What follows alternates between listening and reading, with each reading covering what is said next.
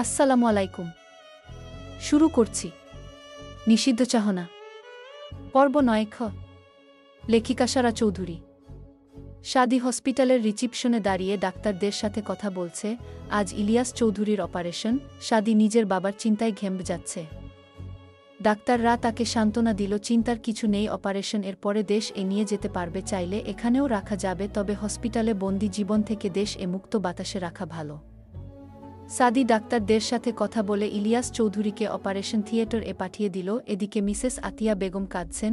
শাদি আতিয়া বেগমকে সান্ত্বনা দিয়ে একটা নার্স ডেকে তার সাথে পাঠিয়ে দিল হসপিটালে ক্যান্টিন সাইডে। আতিয়া বেগম চলে যেতেই শাদি পকেট থেকে ফোন বের করে চেক করল ডিলার এলেক্স কেয়ের 4টা কল। শাদি ফোন ব্যাক করে হাঁটা শুরু করল পার্কিং এর দিকে। নাবিল রাস্তার ফুটপিত দিয়ে এগিয়ে চলছে সামনে।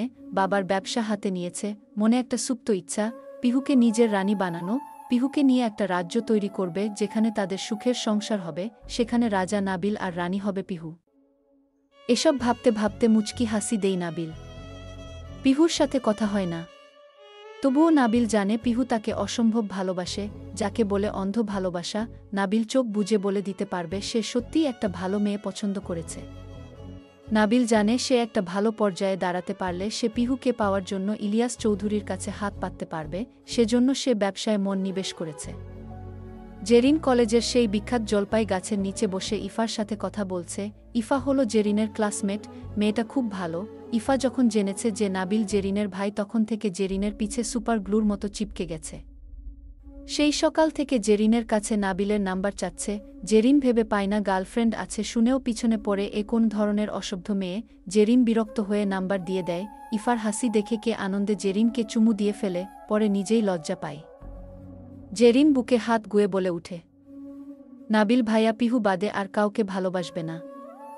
আমি হাল ছাড়ার পাত্রী না জেরিন। চেষ্টা করে দেখতে পারো, কিন্তু কোনো লাভ হবে না। লাভ লস জানি না, আমি তোমার ভাবি হলাম বকে খুব তাড়াতাড়ি মিলিয়ে নিও।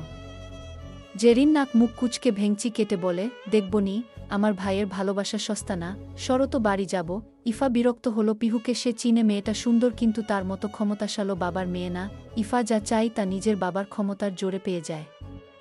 ইফা ও একটু জোরে হেসেই বলল, তাহলে দেখো জেরিন আমার হবু নন্দিনী, এখনই তোমার ভাইকে পটাচ্ছি, বলেই কল দিল নাবিলের নাম্বারে। জেরিনের বিরক্তির শ্বাস ফেলে গাছের নিচে গিয়ে বেঞ্চে বসল। বেশ শান্তিপূর্ণ জায়গাটা। এমনিতে পিহুর সাথে কথা হয় না 3 দিন ধরে, মেয়েটা ঠিকমতো পৌঁছেছে কিনা শিওর না, তার উপর উটকো ঝামেলা।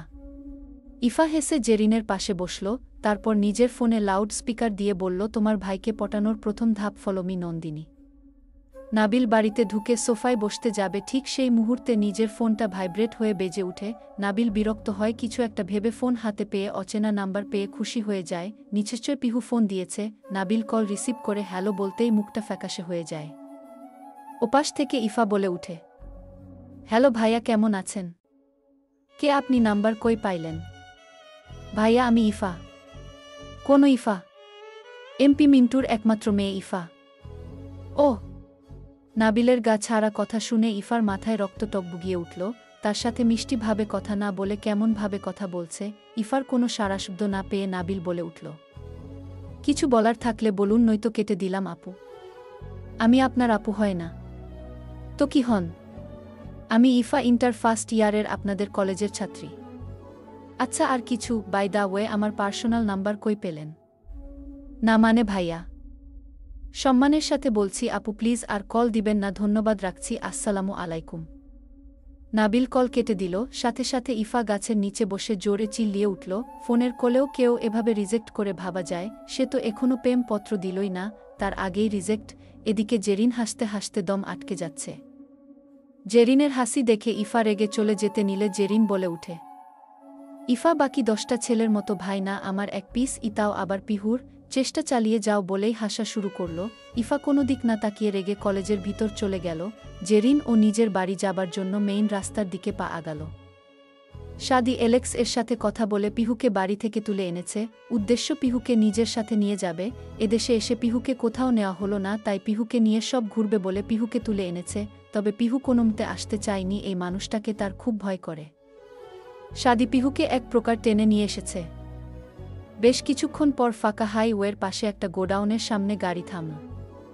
সাদি গাড়ি থেকে নেমে পিহুকে নামালো। পিহুর ভয় করছে এমন ফাঁকা জায়গায় কাকে ঘুরাতে নিয়ে আসে। পিহু কিছু বলার আগেই সাদি পিহুর হাত ধরে গোডাউনের ভিতরে প্রবেশ করে। প্রবেশ করতে পিহুর চোখ যায় একটা লম্বা লোক, লম্বা কোট পরা। সে মোবাইলে দেখেছে কিডন্যাপাররা এমন হয়।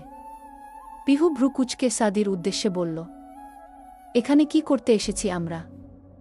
সাদি নির্লিপ্তভাবে জবাব দেই, তোর মুখ বন্ধ করতে। মানে? কিছু না, স্টপ। আচ্ছা, ওই লোককে? সাদি পিহুর ইশারা বুঝে লোকটির দিকে তাকায়। সাথে সাথে লোকটি এগিয়ে আসলো, সাদির হাতে হাত রেখে কুশল বিনিময় করল। পিহু লোকটার অর্ধেক।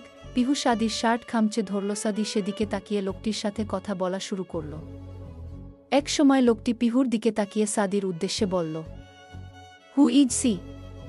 সাদি পিহুর দিকে তাকিয়ে বাংলায় বলে উঠে, এটা নিয়ে ডিল হবে, নিয়ে যান। সাদির কথা শুনে পিহুর পিলে চমকে গেল। সাদির শার্ট ছেড়ে দিয়ে দূরে সরতে চাইলেই সাদির হাতের বাঁধন শক্ত হয়। পিহু কাঁপা কাঁপা কণ্ঠে বলে উঠে, আপনি কি করতে চাচ্ছেন? তোকে একটু ভালোবাসা দেখাতে, দেখ এবার প্রতি মিনিট কেমন লাগে। পিহু শুকনো ধোপ গিলে কাঁপা কাঁপা কণ্ঠে বলে উঠে, আপনি এমন করতে পারেন না, আমাকে ছাড়েন। আপনার পায়ে ধরি, ছেড়ে দেন আমাকে।